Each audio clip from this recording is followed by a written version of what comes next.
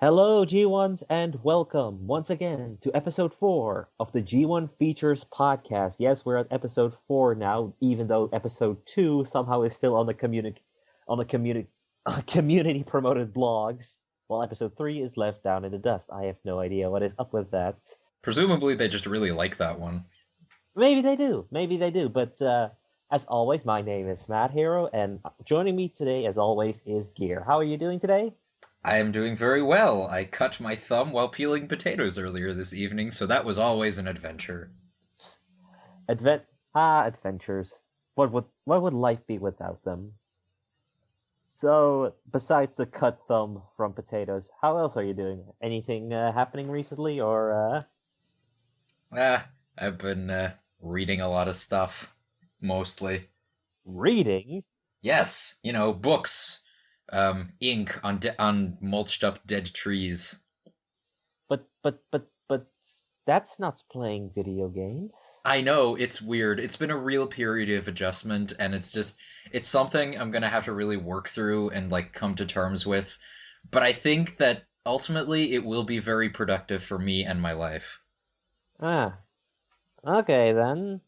I guess then that I have to pick up the slack maybe and talk about how I'm playing Fallout 4 because we can't be doing this with the reading and stuff. That's not part of the show. Holy shit, Fallout 4 came out. I hadn't heard.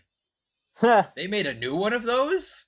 I know, right? It's kind of like this very weird stealth release. It's really weird. I mean, Rise of the Tomb Raider was coming out, and everyone was hyped for that. I mean, what were they thinking releasing it at this point? What is this Rise of the Tomb Raider you speak of? That didn't come out for PS4. You'd think a major release like that would come to all the major consoles. Like, Well, you would also assume that they aren't paid by Microsoft. yeah, I suppose. But yeah, all joking aside, yes, Fallout 4 came out, which is kind of the reason that we didn't really go on with the podcast for a bit, after, or at least took a little bit of a break after episode 3 came out, because I didn't want to talk about Undertale again, though that is going to happen at some point. But yeah, Fallout 3, it's I mean Fallout 4. It's Fallout 3, but with better gunplay. So it's good, guys. Fallout 4, it's Fallout more. Exactly. In all seriousness, like there hasn't been a Fallout game since Fallout New Vegas in 2010. So it does sort of make it a little more special when, after 5 years, we finally get a new Fallout game after waiting such long. Especially since, besides the post-apocalyptic look of it, and even that, like the way Fallout is designed, there is just nothing else like it. Like the themes of it, the design of it, there's nothing quite like designs Bethesda games, warts and all, because it's bugs. There's a lot of bugs. Is it a bug or a feature? Bethesda says yes. I mean, at some point you gotta want like at some point it has to. We have to stop forgiving Bethesda for all the bugs that are in there, and I've most like the game crashed on me at least once, and at one point remained stuck. And it's funny when we destroyed Assassin's Creed Unity for it, but with Fallout, with any Bethesda game, it's pretty much a slap on the wrist. Yeah, see, the thing is, though, and I have been, like, thinking about this since Fallout 4 came out, Bethesda games, they can sort of get away with it more because they don't come out every year, unlike Assassin's Creed games.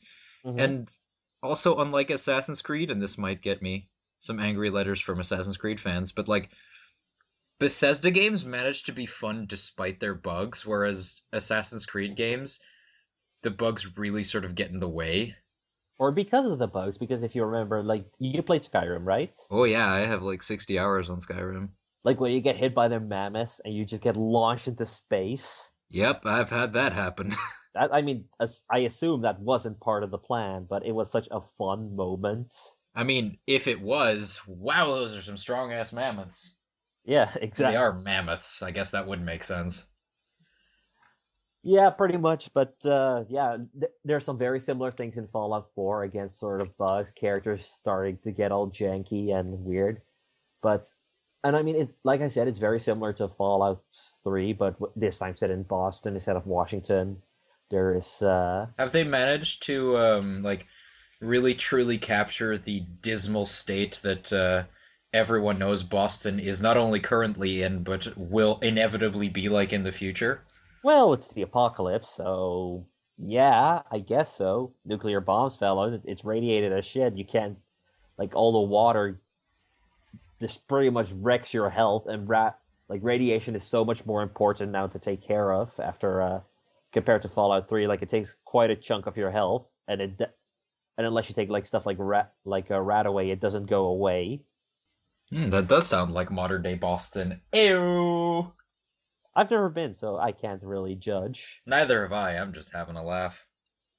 But yeah, and it definitely looks good-ish. It like there's other games that look a lot better on PS4, stuff like Arkham Knight, Witcher 3, especially Witcher 3, which is also an open world game, looks a ton better than Fallout. But it's because there's just nothing else really like it. There's no other Bethesda games. No one makes Bethesda games like Bethesda, pretty much, and that makes Fallout 4 just so special. And for it is so good still. It is just so much fun. Like I'm not really understanding people who say that a lot of the spirit of Fallout is lost because I've been exploring through the wasteland and I've come across some really really fun stuff. Like stuff I can't really say because of spoilers and I want people to explore it themselves. But there's some stuff there that is just some really wacky stuff, but that is just so much fun to see. And there's always the darkness there because fall the nuclear apocalypse, everything is kind of shit, and it's been that way for 200 years. Shit's fucked, and here's why. Yeah, but I mean, like Fallout 4 that is definitely like a water cooler kind of game, and I feel that's a term that needs to be used more. Sort of that like a game where you sort of want to tell like, oh, I explored this or I played this, and then I this happened, and oh my god, and when I did this, this happened, and those types of games are kind of rare these days. And when they are, like, there's such, especially when like everyone right now, like so many people are playing Fallout 4 right now, and everyone has their own individual little moments, which makes the game for the game, like what makes the game memorable. I was nodding and I just realized that this is an audio only show, so that didn't really contribute anything. Yeah, like I can't really immediately think of, I guess the last game I played that really had that, well, I mean, Undertale, but we've already spoken about that for two episodes. Have you finally played through that now, or I did start playing it, but I haven't finished it. Undertale is kind of different as a water cooler game because Undertale is a very linear experience. That it's fine, by the way. That it is that way, but Yeah, but even then, I've talked to some people who who did stuff very differently than I did. Like in the beginning, when Toriel goes off to do groceries, I did actually wait around for a while to see if she would come back, and pretty much everyone I talked to just immediately went on. yeah, that's true. There are those moments like that because Undertale is such an incredibly detailed game that there are moments like that. But what I wanted to talk about was Monster Hunter 4 Ultimate is a really good game for that.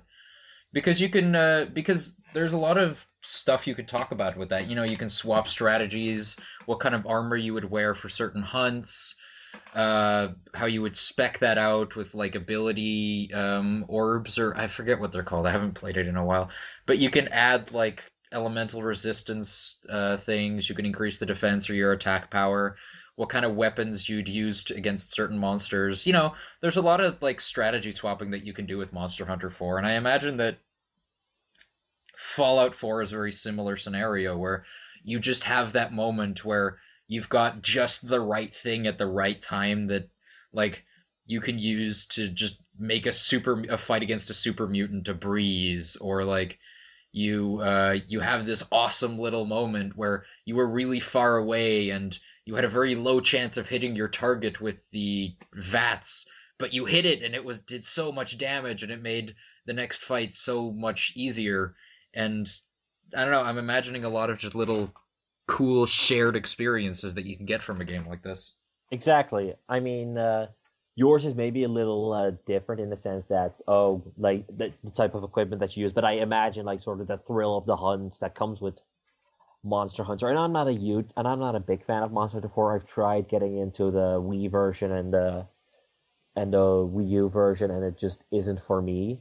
But I can imagine those moments definitely, like where you're chasing these giant monsters and just have these wild, like these stories of just almost getting defeated and then at the last minute fighting back.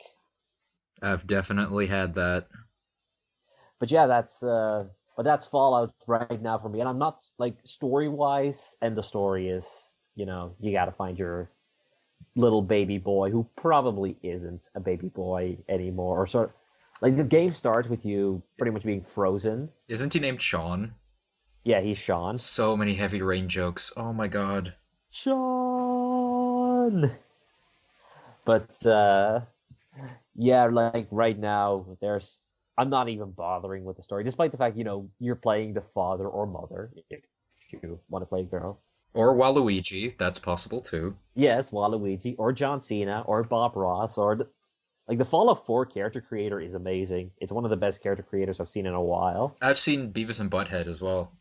Yeah, there's some great characters you can make with that.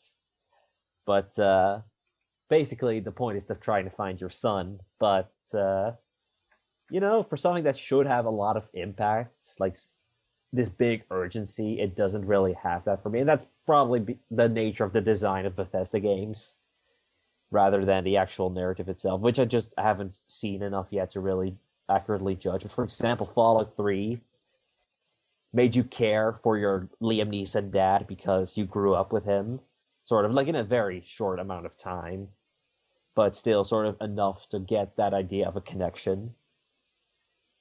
Sort of adding that sense of urgency, like, okay, I gotta find my dad. Where is he?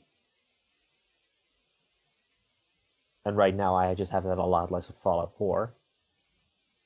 I mean, correct me if I'm wrong, but Fallout 4 does have like bits that take place before the bombs drop, right?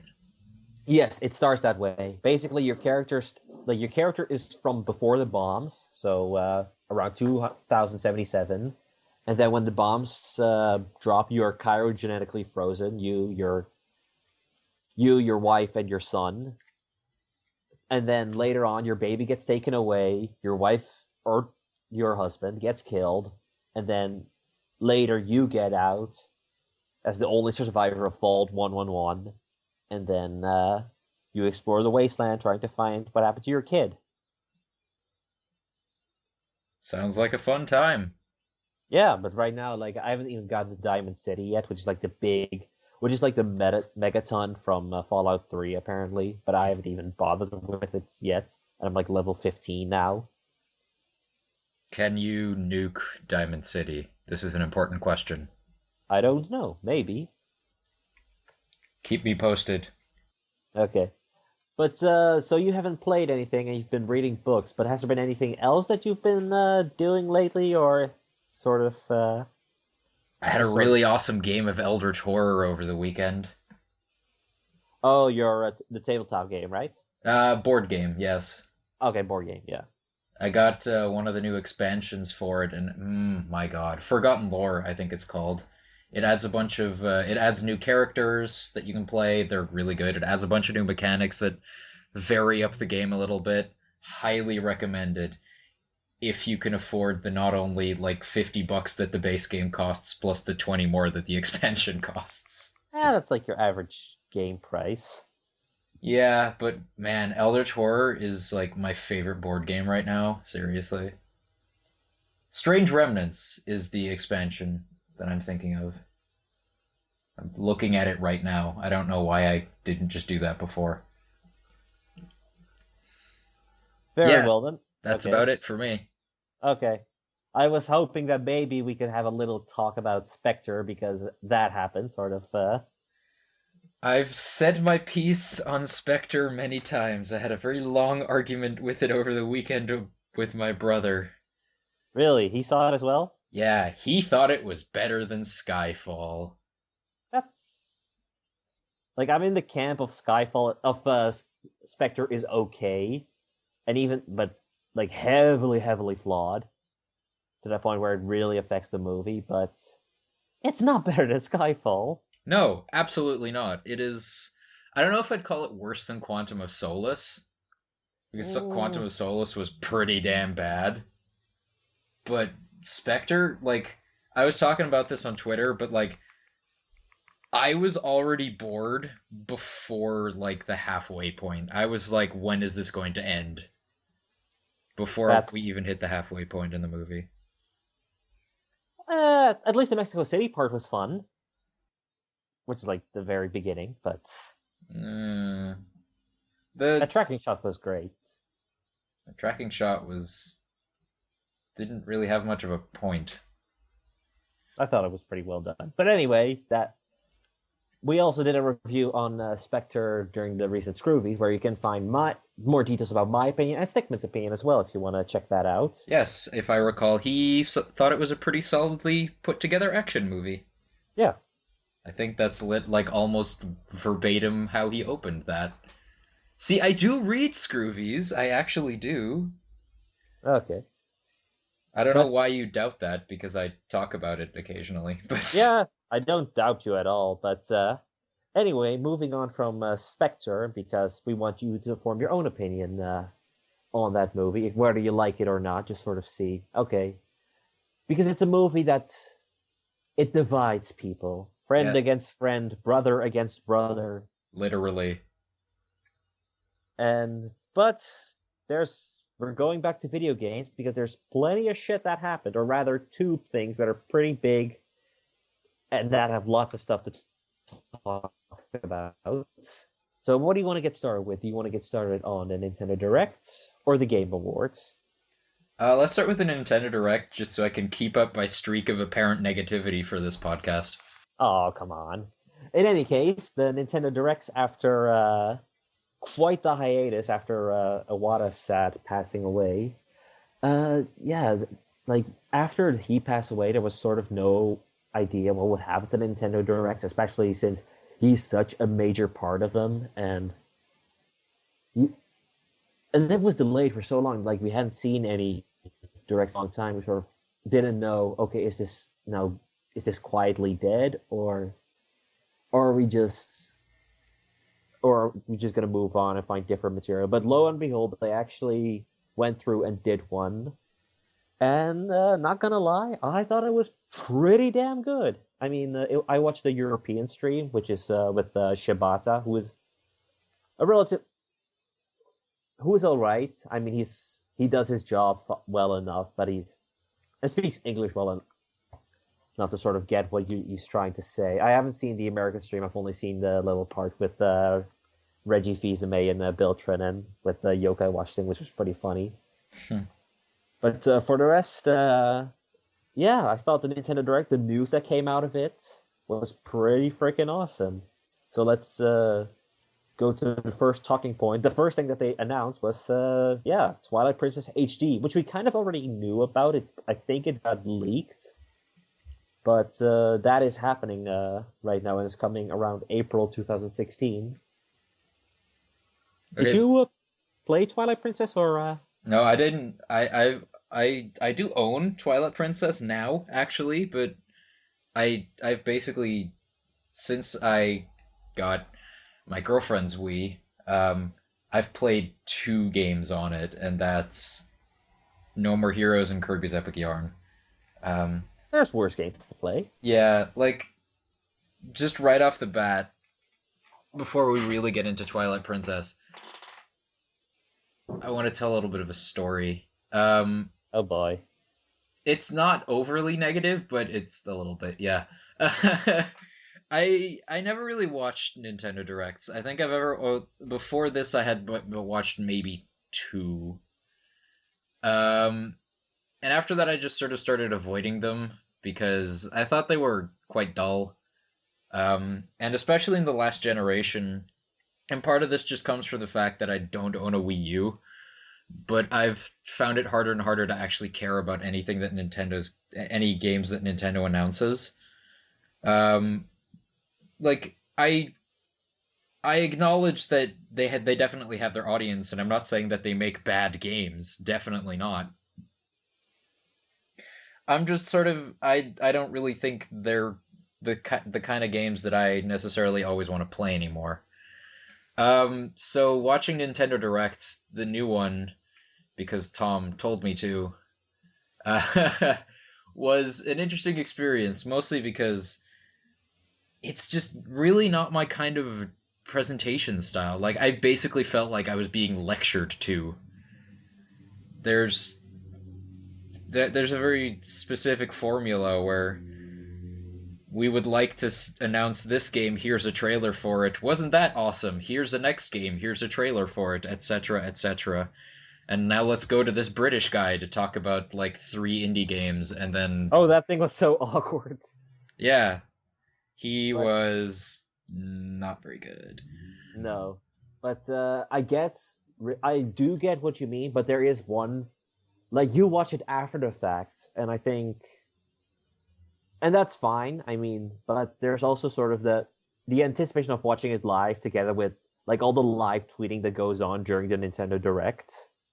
I think that's part of the experience as well. Kind of like watching the Oscars or E3, and True. and, and watching it without that factor to it kind of loses a bit of its value there. Yeah, I can't remember what I was doing at the time when the actual direct was happening. When did it actually happen? On Saturday, right? Yes, November 14th, I believe, or November. Yeah, no, November 12th. Sorry. 12th? That was like Thursday, right? Yeah, it happened Thursday. Okay, yeah, I can't remember what I was doing on Thursday, but I was doing something else at the time. So, But yeah, Twilight Princess HD. Let's move on back to that. But it looks okay as an HD port. It's just like Twilight Princess, unlike Wind Waker, has not aged as well graphic wise. It was the game a lot of people wanted after Wind Waker because they wanted a more like gritty Zelda for a bit, and it was like Twilight Princess is really good, but like with the HD port, it's a little you see the flaws in it. You see that it's a game that came out in 2006. yeah, it's like I noticed in the footage that it didn't look that much, and I might just be remembering the Wii wrong, but it didn't look that much better. Like because it is a slightly more realistic art style, definitely than Wind Waker, but it is still fairly cartoony. And Uh-huh. so having like, super detailed textures and stuff would just make everything look weird. So I think there's really only so much they could have done with the art style of that. Maybe improve the lighting, improve some of the texturing, but really getting to the level of say like um how Uncharted 3 HD looks, or even the HD remaster of The Last of Us looks, for example. And I know that's not necessarily possible just because the Wii U doesn't have as powerful a hardware as the PS4, but I don't really feel like the changes were that huge. I don't think they are. I just don't think like Wind Waker was already like that still looks good on GameCube. Like you can release that game today and people will say, yeah, that looks really good. Absolutely, I do think so. And in that sense, it feels a little unfair to judge it compared to Twilight Princess, which has an art style which just dates a bit more.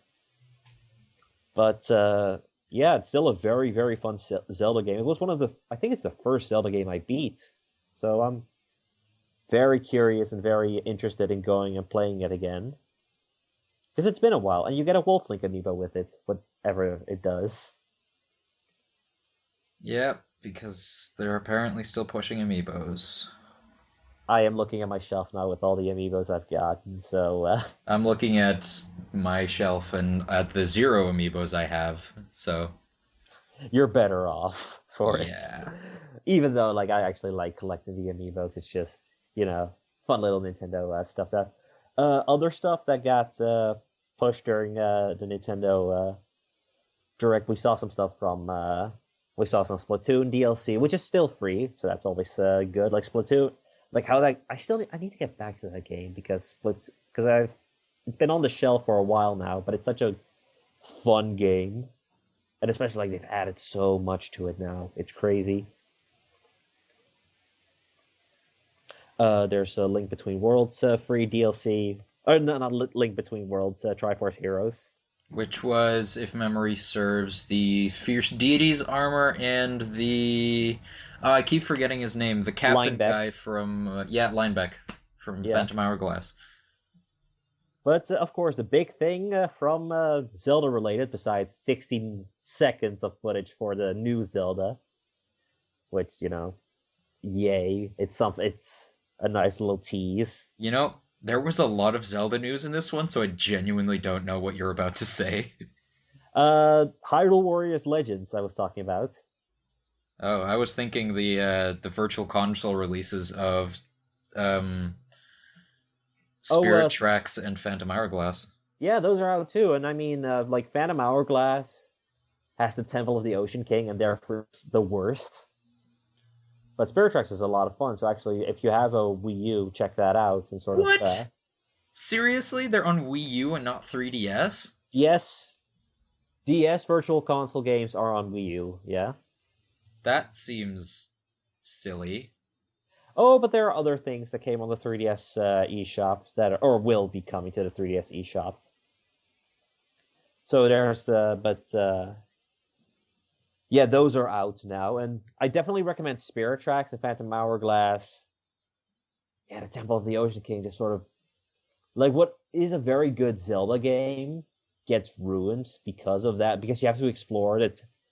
You have to backtrack so many times in the Temple of the Ocean King that it's really, really annoying. Plus, I really didn't like the ship controls. Like, I much would have liked, I would have much more preferred, like, a more one-to-one control scheme instead of, like, because when you get into a fight on the open sea, you keep having to draw, like, really short lines on your touchscreen, and it just doesn't work very well. Yeah, agreed. And then like Spirit Tracks does something not hugely similar, but anyway, the big news that I wanted to talk with was Zelda related was let me think, where was it again? Linkle? Yeah, Linkle with Hyrule Warriors Legends, which announced a bunch of new characters, including like Tetra was in there, the King of the Red Lions. But yeah, Linkle, I think it's the sister slash gender swap of Link. Like it's sort of vague what's what. But I think like in the game's canon, and Hyrule Warriors is its own separate thing, like a spinoff from other Zelda games, is that it's Link's sister. Is it really? They didn't say that in the direct, they just sort of said she's from a small village, and that's about it. I think she was meant to be Link's sister, but anyway, people lost their minds over it. If Link's iconic attack is the spin attack, maybe hers should be the spin kick. Well, it's she has dual crossbows, so what can you do with that? Um, Maybe we'll get Linkle's crossbow training at some point. oh, I hope not, but I mean, they showed off some of her moves, and it's just like, yeah, they're repeating crossbows, which for crossbows that size makes no sense, but it's Hyrule Warriors, so who cares? Um, like, I don't know, she looks like she could be fun. I haven't played Hyrule Warriors. I really want to. I am eagerly anticipating Legends for the 3DS because, like I said last time, uh, Dragon Quest Heroes totally sold me on the genre, so Okay, I that's good. am a And you like hundred your Zelda percent. games, I or am 100% on board with Hyrule Warriors. Yeah, I like my Zelda games. I haven't played that many, but like I count Minish Cap as like one of my favorite games, partially for really? nostalgic reasons. Just But I loved like the whole worlds of the Minish Cap. Yeah, Minish Cap is not one that many people name as their favorite Zeldas, but it's interesting. Like it's an interesting little Zelda game, and I think Capcom made it, right? I have no idea. I think Capcom made Minish Cap, but anyway, we're getting Hyrule Warriors Legends on March 25th here in pretty much everywhere in like in Europe, Australia, and North America, and you can get a special edition which features like a pocket watch that Linkle has. Yeah, I kind of like want to be cynical and say that's ridiculous, but I really like pocket watches.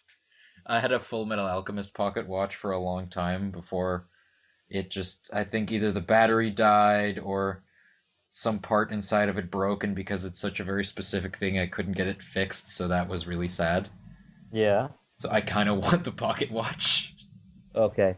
Afterwards, we got like after all the Zelda talk, and there was quite a bit of Zelda talk. We got at least like we're gonna discuss the European one. I know the American one has some different stuff in it, but we're gonna be discussing the European one because we're both European, so deal with it.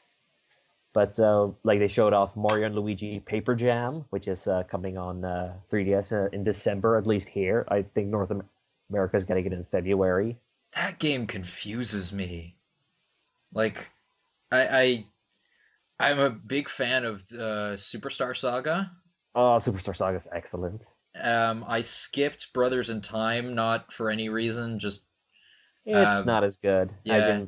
I It didn't didn't really grab like me. Bowser's Inside Story. I love Bowser's Inside Story. I couldn't like I didn't like the little mini games inside of Bowser.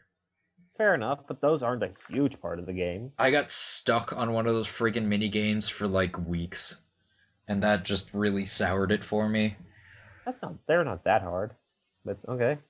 And Um, and apparently Paper Mario Sticker Star wasn't that great. Sticker Star is definitely the worst Paper Mario, I mean, yeah, you've played it. Shit, I gave it to you as a present. and I appreciate that. But Yeah, it wasn't that good. Hey man, eh, if you can forgive me for Sticker Star, I can forgive you for Sonic 06. it's, Sticker Star is not forgiveness. Like it's a perfectly fine game for what it is. It's just not as good as other Paper Mario Rios, and that makes it a little bit of a disappointment. But anyway, uh, with like Dream Team wasn't. I don't know. Dream Team didn't grab me as much, unfortunately. Yeah, But I'm hoping Paper Jam does it again because I love both these franchises, and I'm finding it interesting that they're combining them. yeah, the papercraft battles look really cool. The one with the sort of the mech things. Yeah, the giant ones on like the spinny spike things, where Mm-hmm. it's like like fully 3D controlled and stuff. That looks really cool, and I'm curious to see like other like really creative ways. Like they showed off some of the things where like Paper Mario can fit through tight spaces and stuff that the normal Mario Bros can't. So I'm curious to see how they're gonna combine the two playstyles like that. Yeah, true. And then we saw some stuff for Super Mario Maker, which they've updated with a more of a like an internet browser that lets you search levels better. And then they had a whole thing about showing off these great levels. And I haven't gotten Super Mario Maker yet, but I'm planning to because the levels created there is just insane. And that always like sort of scared me sort of because as I'm not the big creative type when it comes to these type of games, but seeing all this other creativity that you see from from other people like from Ross from Game Grumps and his levels. That's not creativity. That is legit sadism. But it's fun to see those levels being made. And like I love it's such a neat feature that you have to beat your own levels before you can upload them on the internet Yeah, because otherwise you have those impossible levels sort of like. But like we saw more. Ross's. Yeah, but well, Ross's aren't impossible because he beat them himself. Yeah, he used a secret thing that he put in for himself because he couldn't beat it normally. Ha! But anyway, we saw some for Xenoblade Chronicles X. Really looking forward to that when that comes out in December. Previews for which are out now, by the way, Yeah, so go it's read crazy. those. Like, there's some stuff coming out about Xenoblade Chronicles X that really interests me and also sort of scares me. Like, sort of the fact that it's bigger than Fallout 4 and And Fallout 4 isn't that huge when it comes to open worlds, but also Witcher and Skyrim, and apparently that it's that combined, which is pretty fucking big. Yeah, it's impressive, don't get me wrong, but it's really more important of what's in that world, you know? Mad Max had Exactly. a really big sandbox, but it was mostly sand. Exactly. That's sort of the fear I have. Like, I think Monolith is going to do fine, but it's sort of okay. Like, I admire the fact it's such a huge game, but I want to do stuff in it. That sort of because like I assume that they're going to do a good job with it, but it's also something like so far they've said like I've heard nothing but good things from Xenoblade Chronicles X, except that the according to what I've heard from you is that the voice acting isn't that great. Yeah, there's two major criticisms I've heard about it. A is that, to paraphrase John Bolding of The Escapist, the voice acting is Final Fantasy X bad, and apparently the combat feels kind of like a shitty MMO. But Mm-hmm. if I'm perfectly honest, the combat in Xenoblade Chronicles kind of felt like that too. So yeah, and the I haven't read any like long form previews, just like Twitter reactions. But it still looks cool. Again, I don't have a Wii U, so I'll probably never play it, or if I do, it'll be like somewhere way down the line. Yeah, I mean, at some point you'll probably like hell. You can probably get a cheap Wii U now, and it's apparently like let's just wait and see how it's going to be. Like, I'm super excited for it, but with Fallout 4, I'm not in a rush to get it. I only hope that it takes its sandbox inspirations from the right place, aka not Ubisoft, Hmm.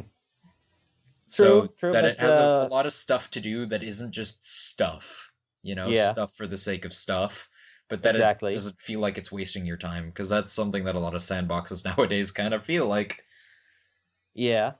We then get some indie stuff. At Racing Neo looks really like, as mentioned before, presented by a really awkward British man. Yeah, that game looks pretty cool. It looks like a combination between F-Zero and Ikaruga. It looks very F-Zero-esque. We saw Typo Man, which looks really interesting. I want that to come to PC, but I have no idea how that would work because you need the second screen for it. Yeah, I mean, they but could port it to 3DS. I guess that would might be possible. yeah, but of course the big atom bomb of news that sort of like we got something about Pokemon Picross, which it's Picross, but almost immediately following that was the atom bomb news that Pokemon Red, Blue, and Yellow will finally be coming to the eShop. And as someone who played those games back when he was 6, oh my! I am so unnecessarily hyped for playing these 20-year-old games, and quite literally, because the reason that they're coming out on February, like I recently found out about this, is that on February 27th is when Pokemon Red and Green came out in Japan in back in 1996. So it would be the 20th anniversary of Pokemon. Yeah. So I was laughing because I just remembered something from the presentation that um, they're purposefully like trying to preserve them in as much of the original state as possible. Obviously, they can't do the link cables anymore, so they are using the No, infrared transmitter for that. and that was long the big trouble. Like sort of like, okay, how are we gonna do trading, and how are we gonna do like online battling if that's something people want to do? And that's like it seems they figured that stuff out. Now, of course, the question is the way to see if that's also going to be an online thing. I doubt it. No, they said it was through infrared, I thought, which means Oh, only local. yeah, I assumed as much. But that adds to the classic experience. Yeah, the classic experience. I found it funny that they really like we're keeping as much of the original game as possible, and I'm just remembering how completely broken the original game actually was. It's kind of broken, yeah, but like it took a ton of refining. But these are games that I'm so super nostalgic for. Like Pokemon is pretty much my first ever game. Like Pokemon Red is the first ever game that I truly really played and introduced me to Nintendo, to video games and all that good stuff. And yeah, I am so looking forward to playing the to playing them again, and this time officially. But I'm also super jealous because in Japan they've had these like you can get a boxed version of these games, which are the official box art of those games back in the day, along with a magnet of the cartridge and then a little booklet with some old school art. And then it's just like a little code in there or something. Yeah, then there's a little code in That's there. still really cool though. That's super cool. And I've like it's not it's pretty cheap actually, so I'm thinking of importing that when Just as a that collector's thing. yeah, absolutely. These games defined me, so they helped. They just they're so important to me as how I developed as a person. Like that's how big of an impact those games had on me. And I mean, like you didn't grow up with Red and Blue, right? Or No, I didn't get onto Pokemon until Ruby and Sapphire. yeah, right. So then, of course, it has much less of an impact on you. Oh yeah, I played Fire Red. I freaking love Fire Red. It's a great game. Yeah, yeah. Fire Red is like that game is 11 years old already as well. It's pretty crazy. Like, so at some point, the remake's gonna need remakes. Hell, I played Fire Red twice because I had a really obviously fake copy that I played all the way through, and then I lost that one, and then I got a legit one that I played from start to finish again. Yeah. But yeah, I'm really looking forward to that. Pokemon didn't stop there. We get a little tease for Pokken, which looks really fun. Like Pokken is kind of the like if you watch the anime, that's sort of the game you always dream of sort of getting like Pokemon, but that fighting that looks like the anime. Yeah, it looks like I it's it's done in the style of Tekken, right? Yeah, it's the Tekken But people that are making it. the ads make it look like the Budokai Tenkaichi version of a Pokemon fighting game, and I am like, and that would be so cool. We'll wait and see like how that turns out. Like I think the arcade is supposed to be pretty good, but I want to see how it is on console because I'm not the fighting game type. But you slap Pokemon on it, and I'm just like, go on. Like Pokemon Picross, are you gonna play that? Probably not. Picross isn't really my jam. My mother plays Picross. She's really good at it. Yeah, but it's just not really different. I did play Picross 3D on the DS. That was actually pretty good. But then we got some stuff for Star Fox Zero, which looks a lot better now. It seems like the time spent in the cooker has because the game was originally supposed to come out this November, but it seems that they've spent like taken the reception that that game got at E3 and sort of went, okay, you know what, we're going to improve a bit of stuff, and it looks really good right now. It Yeah, looks a I bit, remember when the E3 trailer came out and I watched it, I was just like, this just looks like Star Wars, Star Fox 64. Not like visually, it looked very nice, but just like the level looked like the exact first level of Star Fox 64. And yeah, that sort of bothered me. And this looks a lot more different. It looks like they've done a bunch more different stuff to it now. So it's just that's it kind of amuses me because the fact that the franchise has been around so long, it's been around since the early 3D of the Super Nintendo. yeah, that it like It the Mod 7 chip, the Mode it 7. it really sort of shows that that the the classic chip designs really haven't like translated well to the modern times because they're very nicely textured, but they're still very simple polygons. And I Fair just enough. it just sort of looks odd to me, you know? There's that weird sort of visual dissonance between like look at all these like you can see like tubes and the hatches open and it can transform into a friggin' chicken walker, but it's still like mostly triangular prisms. Yeah. And funnily enough, that Chicken Walker is from the canceled Star Fox 2, and now it finally makes an official debut in a Star Fox game.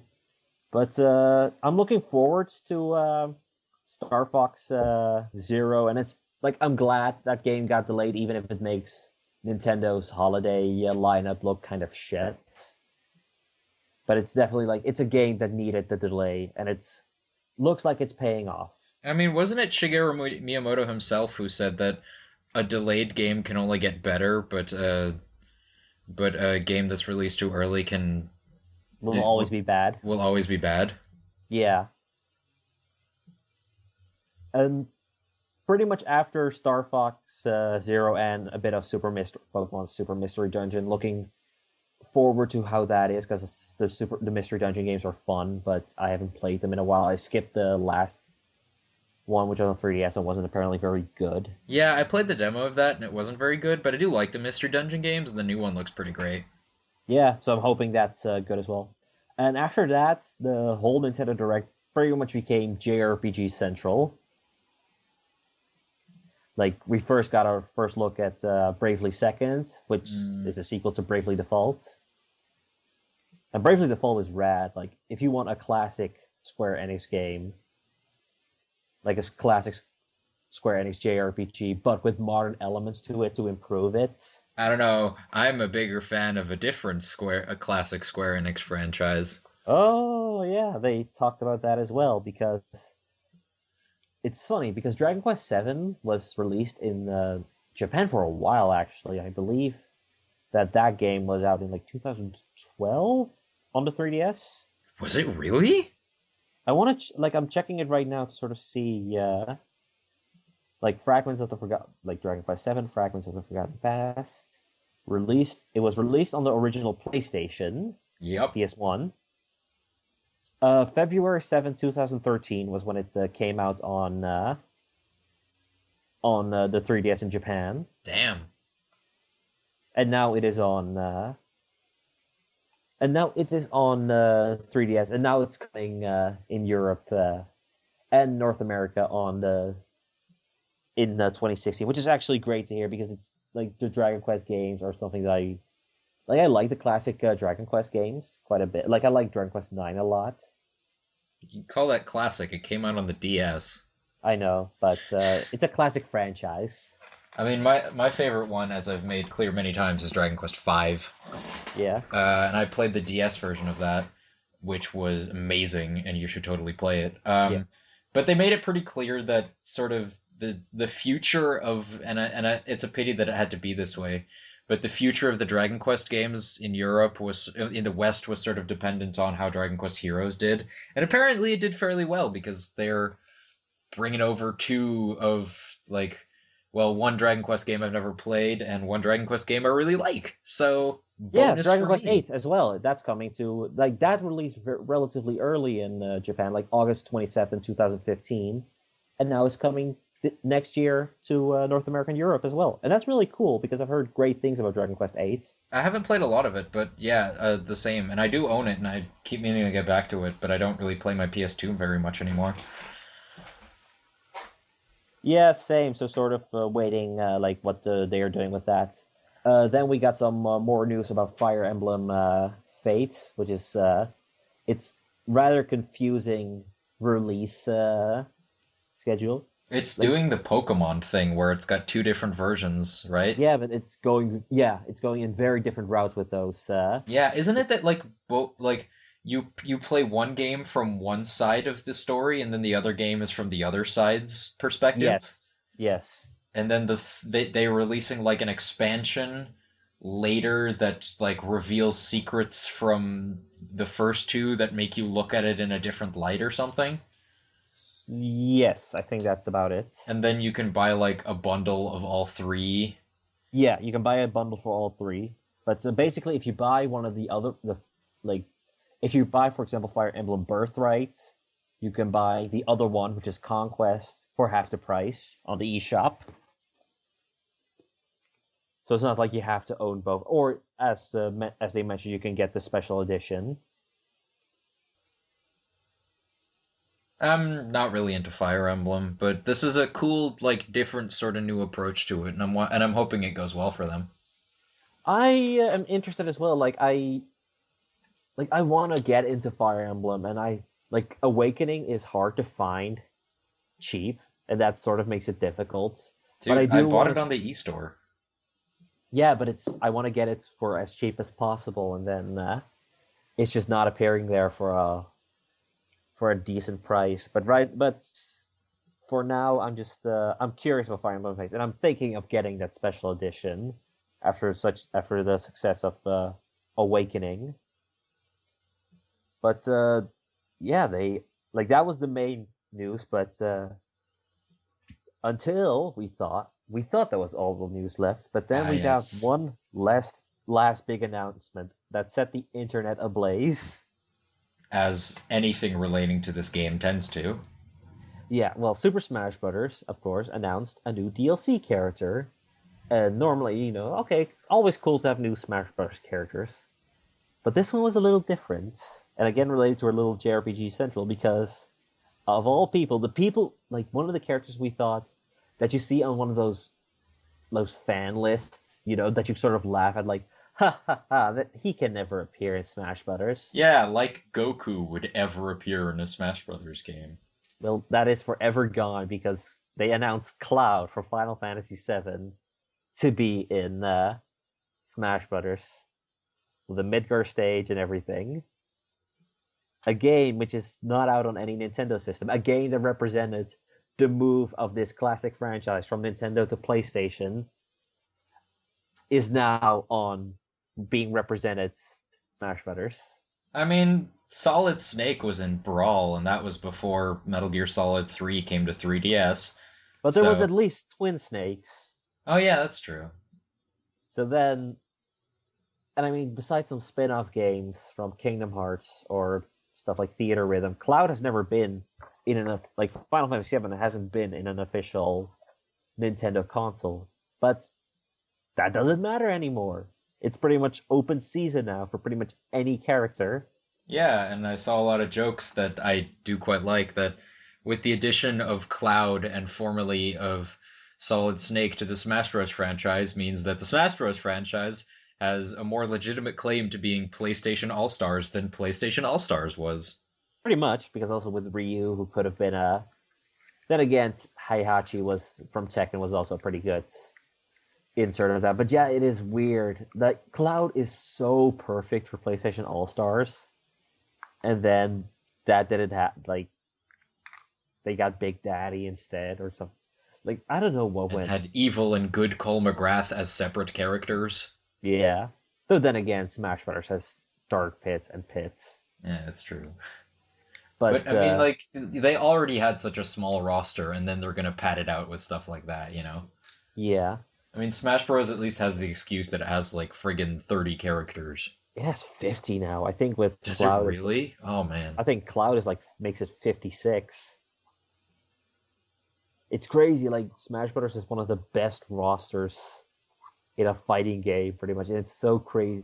And the funny thing is that Cloud probably isn't the one that is chosen for the ballot because they did, otherwise they would have probably said so. That's true. I wonder who is gonna. Yeah, that's the ultimate question. Like, sort of like, who is going to be on the Smash? And there's going to be a new Smash Direct in December. My money's on non-specific action figure. Come on, I still believe. Maybe an Ice Climber's return, or maybe Shovel Knight. He already has an amiibo. But it's crazy. Yeah, this can sort of happen. Like right now, the third party. Like let's just think of all the third party characters that are in Smash Brothers. You've got Sonic the Hedgehog. You've got Mega Man. You've got Pac Man. You've got Ryu from Street Fighter, and now you've got Cloud from Final Fantasy, and of course you got Snake from Metal Gear in Brawl, but not in this version. But that is so crazy. Like it's all your playground dreams come true if you always were like, oh, I bet Mega Man can beat up Mario, and oh no, he can't. And it's just wild that this is a thing. And it's sort of like an evolution of Smash Brothers as something that celebrates Nintendo itself to video games in general, and you see that also with the costumes that are there, with the stuff like Tales of Symphonia, Tekken is in there, King of Fighters, It's and I'm true, man. probably It's really cool. yeah, it's crazy, and I'm like it's that classic Sakurai magic that somehow makes this possible. I mean, he made friggin' Kid Icarus Uprising work, so Somehow, I friggin' love that game. Don't get me wrong, but wow, there were a lot of things writing against it. The control scheme, for example. yeah, the control scheme I could not get into it as a left-handed person. But yeah, Nintendo Direct, it was great to have it back after so long, and I understand that you're not the biggest fan of it or its style. but even you can appreciate sort of the joy that it brought to everyone, I assume. Or Yeah, like I said, I mean, I occasionally come off as the guy who hates everything, but there's just a lot of stuff that's not for me, but that doesn't mean I think no one else should enjoy it. So, unless it's Spectre. yeah, Spectre is just like objectively bad. Like, seriously, honestly, screw Spectre. Worst time at the movies I've had in years. Wow, that's quite an achievement And considering I you saw went to Cinderella this year. Cinderella. Isn't that bad, right? Cinderella Or was dull. okay, It was pretty, at least. I That's did not see the it best you can say for it. It looked very nice. But I mean, it's Kenneth Branagh, so what do you it's expect? always yeah. He's doing art. You're an Artemis Fowl fan Um, I did not read the books. because he's doing that next. So maybe that's interesting. He always picks like really sort of weird projects because like he does a lot of Shakespeare, and then he did Thor, and then he did Cinderella, and now he's doing Artemis Fowl. Mm-hmm. Which, by the way, if you haven't seen his Hamlet, watch his Hamlet. It's like 4 hours long, right? 3 hours, Okay, maybe. No, it might actually be four.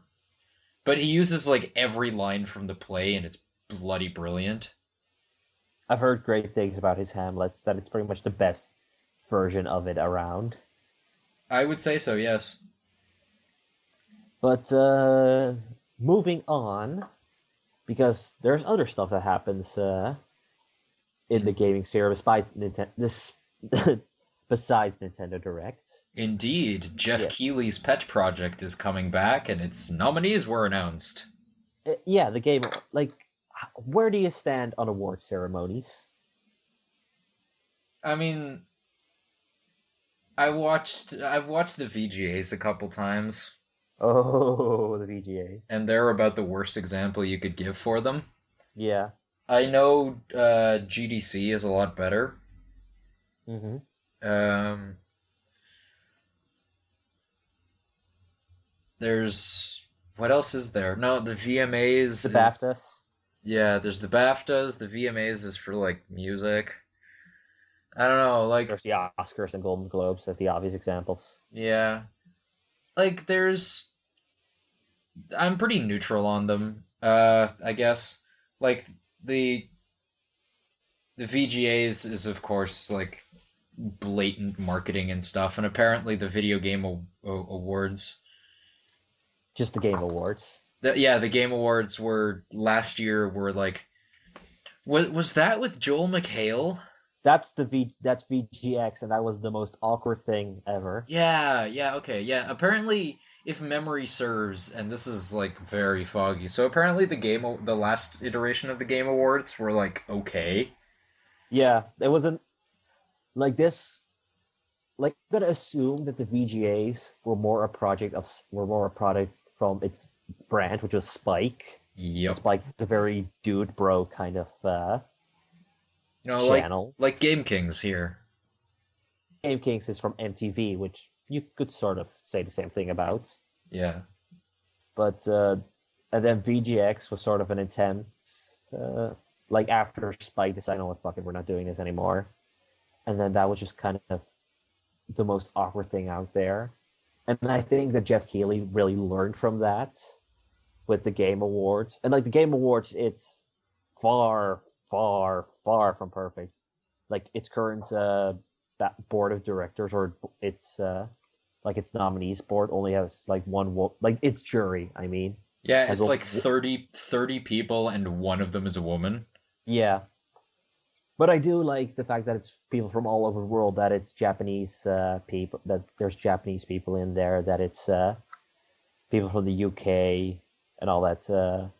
It's an international little blend. It's a little international blend of people, and that I can always admire. That it's sort of not just the American choice, although they make up the majority of the jury, I assume. Probably, I guess it's just convenient that way. Yeah, but I'm seeing people from Italy, Canada, France, Mexico, Spain, Brazil, Germany, and yeah, the UK as well. I think Bulgaria even has a person in there. That's on the esports advisory panel. But yeah, it's something that needs work, but it's something like you can see that Jeff Keighley has genuine passion about it, and I appreciate that. Definitely. So on to the nominees, and there's plenty of character. Like we're not gonna go through every single go going through every single category because we'd be here all day. Just through some things that we find interesting. So let's just get the big gun out of the way. Game of the year, and Pretty those are standard picks, although I'm surprised to see Mario Maker in there. yeah, Mario Maker is like that's definitely the surprise inclusion out of the five ones, and maybe that's also because it's Nintendo. But Mario Maker is definitely like the most community based game that came. Like it's weird because Super Mario Maker you can arguably call that it's not a game but a tool set to create games with. But it really united a lot of people and sort of showed like okay, it's just a real like the Um, levels that are being shared with it are pretty crazy and fun. I mean, I've called it Nintendo's Happy Wheels, and that's basically what it is.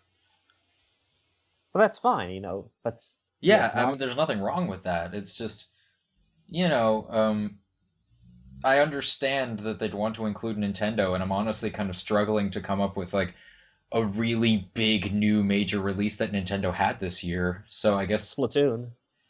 yeah, and Splatoon is nominated for other stuff, but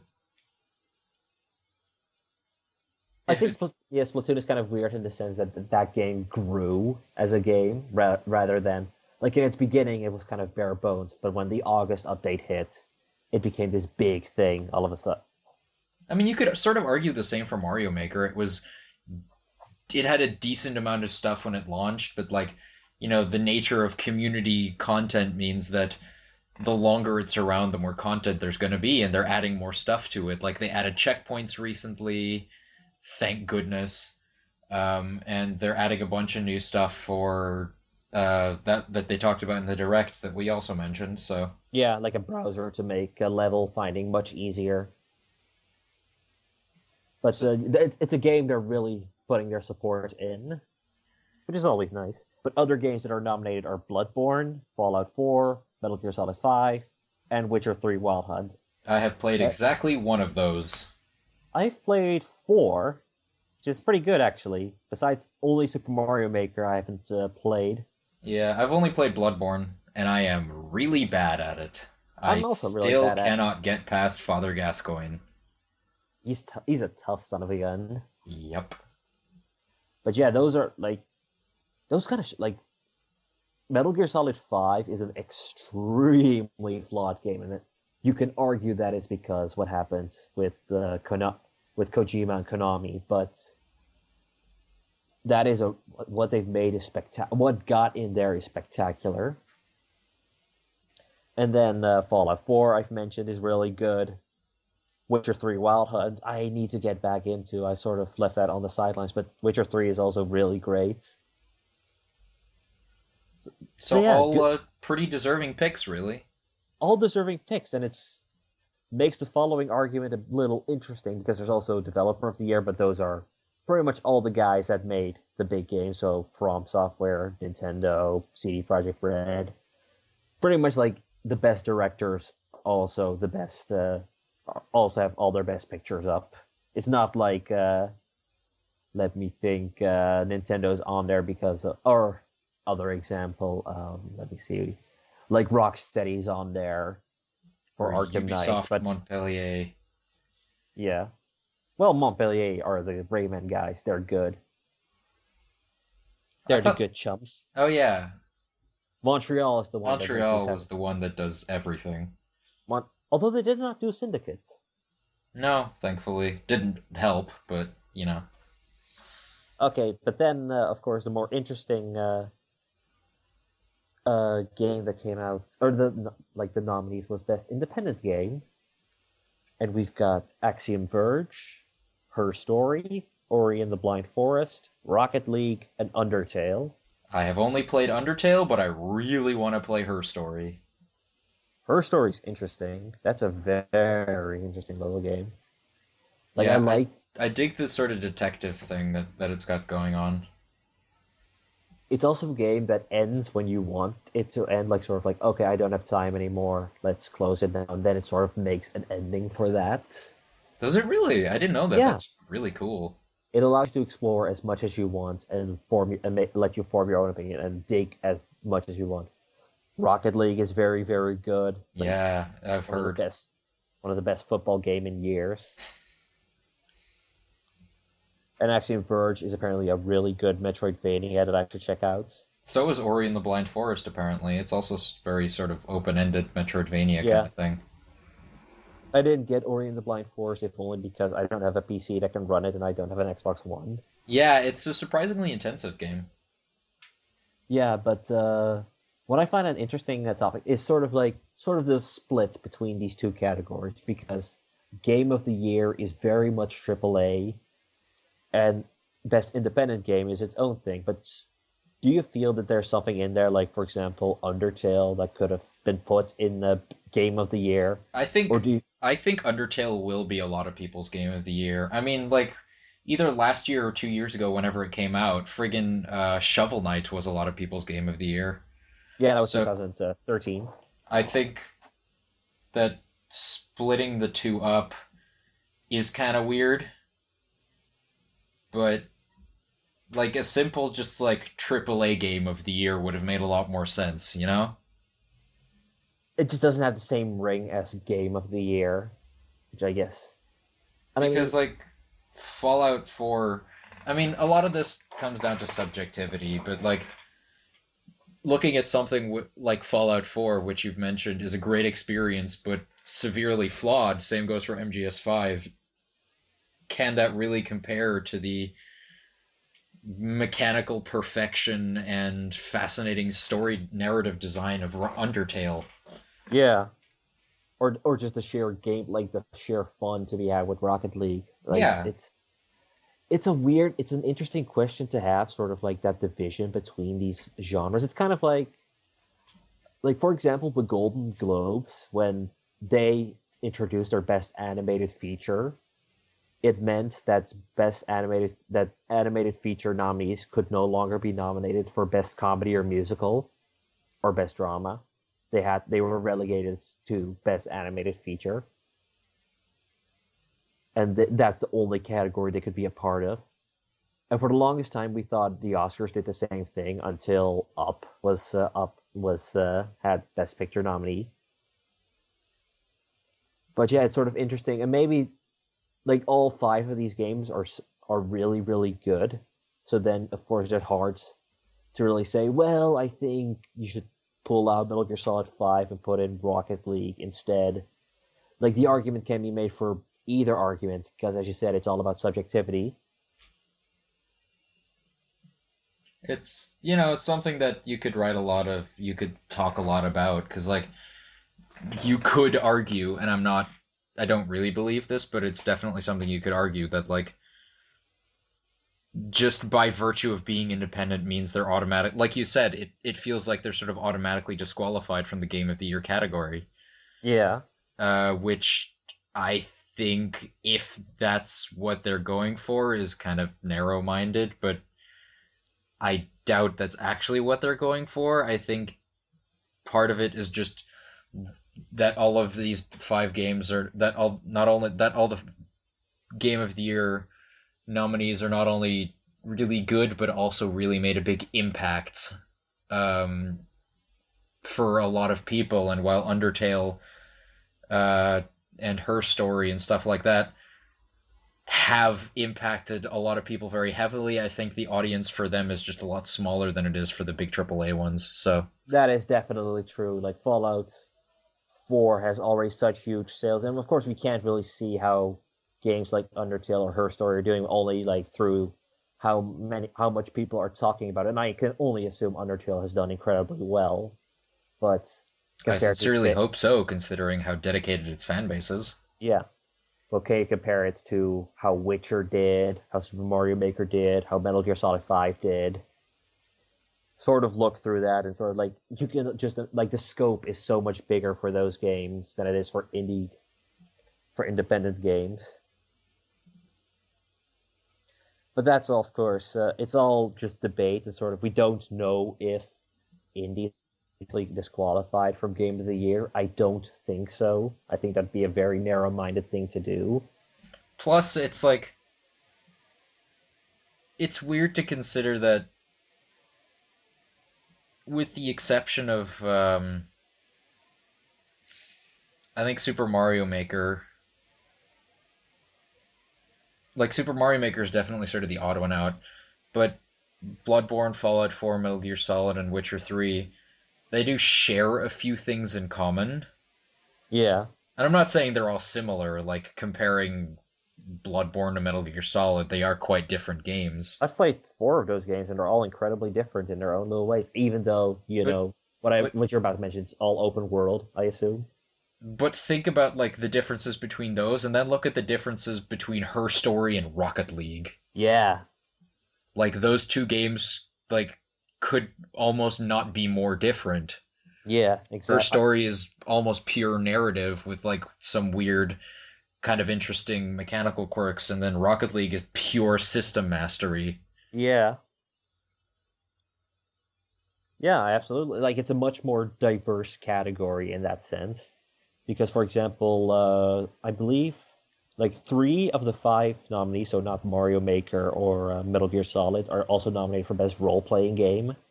And Rocket League is not nominated for best sports slash. Oh wait, yeah, it is. Never mind. I'm But stupid. I misread it. with Best Role Playing Game, Undertale does get to play with the big boys, along with Pillars of Eternity from Obsidian. If it's gonna win, is give or take, but that's pretty cool that a game like that can compete with stuff like Bloodborne and Fallout. Yeah, speaking of odd ones out, let's talk about the mobile handheld game where you have Monster Hunter 4 Ultimate, one of my games of the year, standing next to games like Fallout Shelter and Lara Croft Go. Yeah, best handheld. It's been not a particularly amazing year for the 3DS. I mean, not all. Like what big game came out for the 3DS? Super Monster Mario. Hunter 4 Ultimate, Besides that, Xenoblade Xenoblade, Xenoblade Chronicles 3D, yes. the new Majora's Mask. Pokemon. No, there was no new Pokemon this year. Didn't Alpha Sapphire come out this year? It was last year, Oh wow. but yeah, Majora's Mask and hmm, Yeah. yeah, exactly. Smash came out last year, didn't it? Yeah, Smash came out last year. There wasn't that big game on 3DS and Vita. Do we even need to talk about that? Well, I mean, I don't think even Sony is making games for the Vita anymore. But well, Downwell is, I believe, on the Vita, so I guess that counts. But yeah, it's a weird little category full of diverse games, and I've played Fallout Shelter, which is really fun, like a fun base building game, and Pac-Man 256, which is a really fun sort of endless runner version of Pac-Man. And I am all over Monster Hunter 4 Ultimate. It is one of my favorite games of the year. It is so good if you're into that sort of thing, which you clearly are not. No, I've tried Monster Hunter, and it just doesn't want to click for me, That's fair. but which is disappointing. And Pac-Man 256 and Fallout Shelter are both free, so you can always try them on if you have a powerful enough phone. I don't think Lara Croft Go is, but it's a definitely a game that you should. Both games I would recommend on your mobile phone, and both don't really do a lot with microtransactions. So if that's a turnoff for you, Kind of don't worry about disappointed to those. see that Alpha Bear is not on the list. I really Yeah, like you're a Alpha big Bear. supporter of that game. Absolutely. Okay, besides that, is there another category you really want to discuss besides the odd one? Um, Maybe best narrative, if for no other reason than it's nice to see Life is Strange and Until Dawn get a nod. Yeah, no Undertale though, which is weird, but Yeah, uh, it has three nominations, which for a game that sort of came out of nowhere, that's really good. and there are like very worthy nominees in the category as well. I mean, Exactly. Tales Yeah, from the Borderlands is apparently super good. I still need to go and play through that. I bought the game, so I can now go and play through all of it. But yeah, like it sort of shows just that 2015 has been a pretty good year, a very diverse year as well. Thankfully, But yeah, like I guess that we then can talk about the weird category. But if you unless you want to discuss like best performance, we should go to the guy that plays Geralt. I forgot his name. Doug Cockle. yeah. Or- Yeah, no, let's talk about it. yeah, the very vague games for change category, which is almost like best independent game 2.0 in a weird kind of way. This is basically the category of um here are some weird indie games we didn't know what else to call it, so games for change, here we go. Yeah, Because these like are like pretty, except Sibel, I think, are pretty relatively high profile indies. And like Sibel, it's getting a lot of like critical acclaim and stuff. It's just come up very recently, so it Sibel has. came out of nowhere. I didn't even like I heard about it, but I hadn't really checked it out or knew what it was. But Well, I think I it's really follow I follow the lead developer on Twitter, so I've known about it for a while. yeah, but like from the games that are nominated and from the sort of how they play, at least from what I've played, and how they are games that are kind of outside the box in terms of design or gameplay in the sense that Sibel is about sort of an online relationship through the browser of a 19-year-old girl, I've seen from the trailer at least. I But think that about sums it up. Yeah, I haven't played it either, but I think that's about it. her story, which explores how FMVs can be pretty much the it's pretty much the best FMV game out there in that sense, and just the sort of like how like in an expansion of detective games and all that kind of stuff. Life is Strange is the best game David Cage hasn't managed to make yet. Yeah, that as well. Like sort of like what Life is Strange does with narrative. At least I also Life is Strange is also still on the list of games that I need to go and play through, especially now that it's all finished. I know a lot of people who really like it, I've sort of gotten a general idea of it. I know Um, some things here and there, but not all of it. And then there's Sunset, which all I know is that it's made by Tale of Tales, who made stuff like Luxuria, Suburbia, and is One that how of you my say it? favorite games of 2013, by the way, Okay. Luxuria Superbia. And what else did they make? Um, the Forest or the Path. I think no, the Path was them. I think. Was Path that pixel game or No, I think you're thinking of no? Passage. Yeah, I was thinking Passage, which is a very similar game, but The I haven't Path is, I played. think, it's kind of like the one that sort of looks like Red Riding Hood. Where Oh yeah. you, yeah, it's a very sort of walking simulator-y kind of game.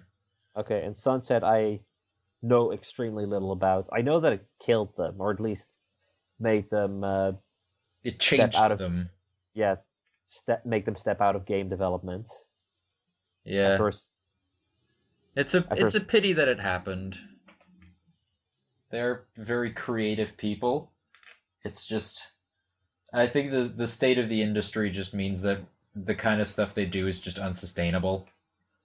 maybe especially on the scale that they wanted to do it, or at least like Sunset looks ambitious. At least it It was looks ambitious. They did a crowdfunding campaign. They like hired ad agencies and stuff. A lot more money went into it than their usual projects, and did not get a lot of returns off of it. So high I don't think it critical. was like it was critically it was sort of like mixed, I believe, or Um, Generally positive, but not like super great. yeah, that can sort like maybe I think they were expecting a sort of gone home type of hype, and I can only go from the trailer, and that they didn't get like sort of that that hype train going on that, like that maybe was something that they expected and didn't get. But that's Yeah. just my perspective of it, and I have no idea. I mean, I assume they wanted it to sell well, or at least well enough that it wouldn't make them change ways.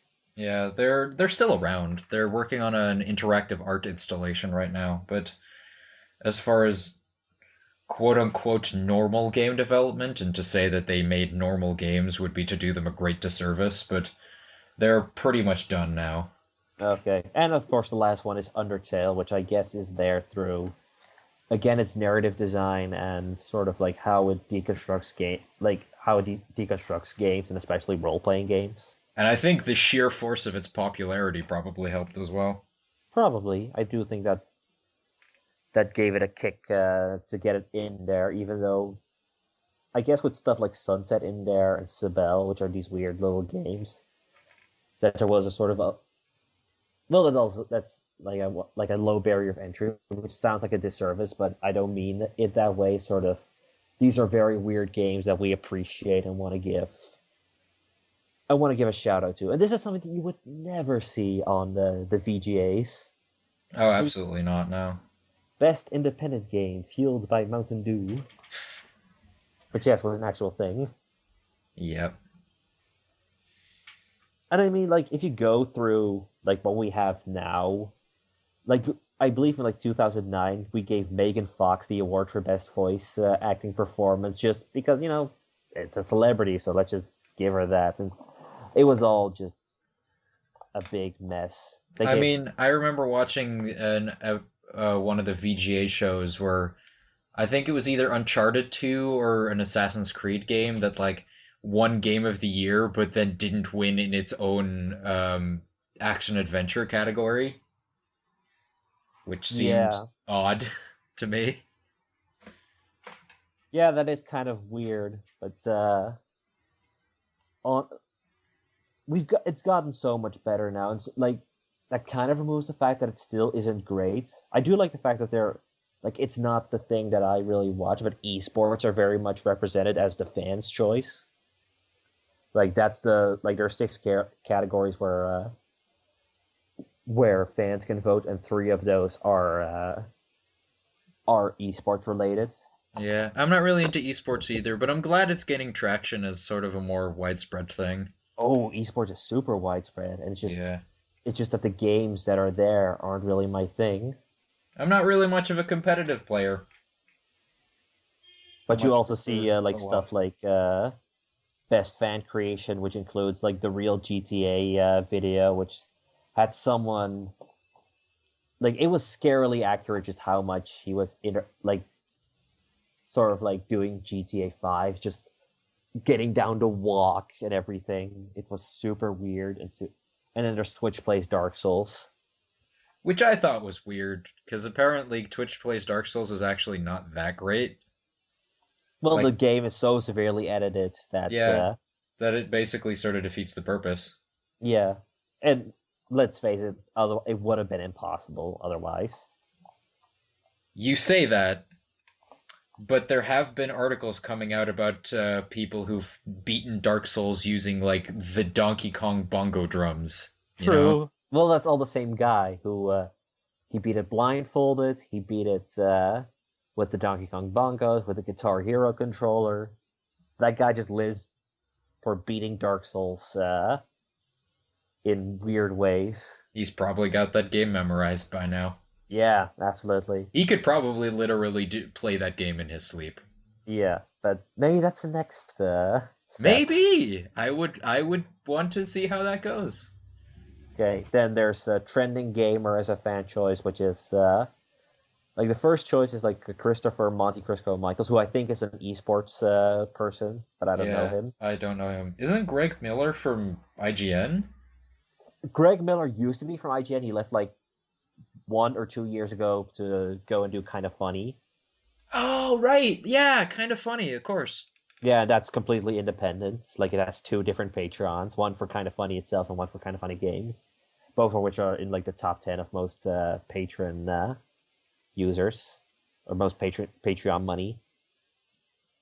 But yeah, he's a great dude. I'd like to see him get it. Then there's Markiplier, PewDiePie, and Total Biscuit.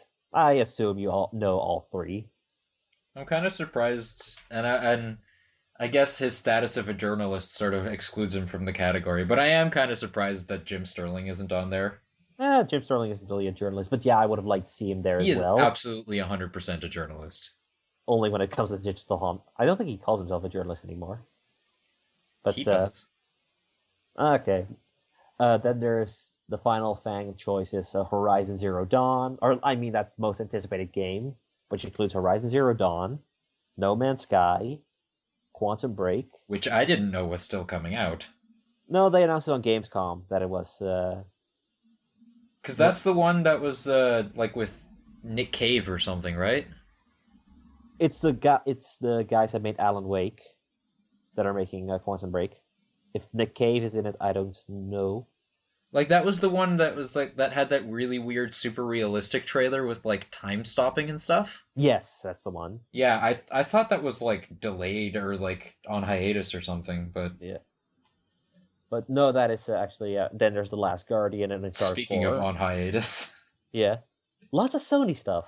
Like four out of the five choices are Sony exclusives and or No Man's Sky, which is I mean, you got to give Sony credit. They basically that this is all stuff that they brought up at E3, and they pretty much dominated E3 as far as yeah, I'm exactly. concerned, at least, and a But lot of you people agree with me. it's probably that we don't know a whole lot of it, but you could have put the new Zelda in there, or let me think what it.